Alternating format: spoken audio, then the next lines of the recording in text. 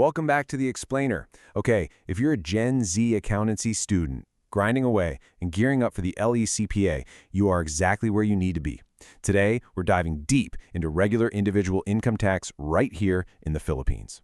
Now look, I know the tax code can feel incredibly dense. It's like reading a foreign language sometimes, but we're going to break this source material down into really specific, easy-to-remember frameworks. By the end of this, you are going to have this locked in your brain for the long haul. Let's get into it. So, first things first. To totally conquer the tax code, you kind of have to get inside the mind of the Bureau of Internal Revenue. Based on the rules, the BIR doesn't just look at you as a random person making money. No, they actually categorize taxpayers into one of three very distinct mental buckets. And honestly, nailing this categorization is step one to crushing your exam.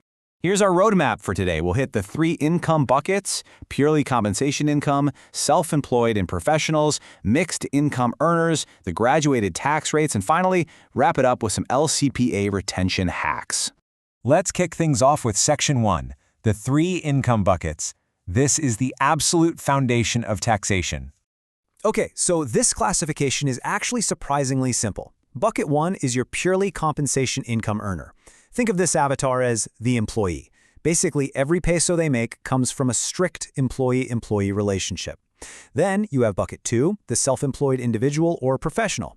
This is the hustler, whose income purely comes from a trade, a business, or practicing a profession. Finally, Bucket 3 is the mixed income earner, or the hybrid, which literally just combines the first two. And spoiler alert, this hybrid category is exactly where the tax rules get super tricky. Moving right along to Section 2, purely compensation income. Let's look inside the employee bucket. For employees, figuring out their tax follows a fundamental three-step formula. You start with gross compensation income, then you deduct any non-taxable or exempt income, and boom, you arrive at your taxable compensation income. Sounds easy, right? Well, the real trick here, and the thing examiners love to test, is step 2. Knowing exactly what qualifies as exempt is absolutely crucial to finding the true taxable base. And speaking of exemptions, 90,000 pesos. Seriously, sear this number into your brain. This is the strict, hard ceiling for tax-exempt 13th month pay and other benefits. Let's say an employee's 13th month pay, Christmas bonus, and productivity bonuses all add up to 80,000 pesos. Great, it's fully exempt. But if those bonuses hit 100,000 pesos, that excess 10,000 spills right over into taxable compensation income. 90,000 is the magic threshold. Don't forget it. Now, beyond that 13th month pay, mandatory deductions are also exempt. We're talking about the employee's share of SSS, GSIS, PhilHealth, and PAG-IBIG contributions, plus union dues. Here's a massive tip for the exam.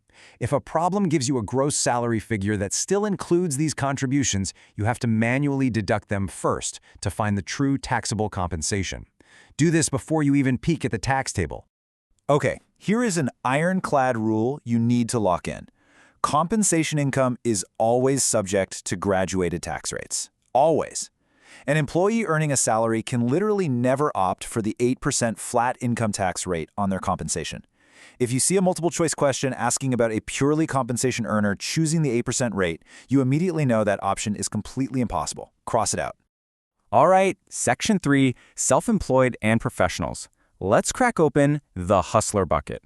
When computing net taxable income, individuals in this bucket actually have to claim allowable deductions against their gross income. And they've got two choices: itemized deductions or the optional standard deduction, usually just called OSD. Itemized means you're tracking every single actual business expense. Tedious, right? OSD, on the other hand, is just a flat 40% deduction. And here is a huge detail to remember from our sources. For individuals, this 40% OSD is based strictly on gross sales or gross receipts.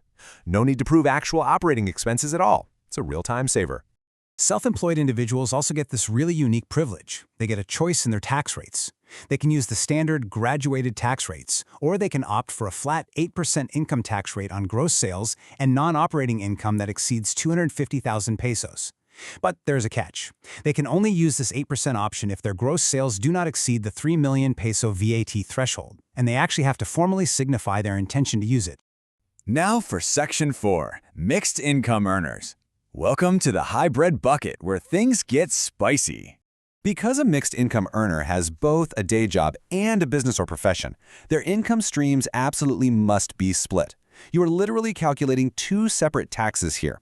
Their compensation stream, strictly subject to graduated rates, no exceptions.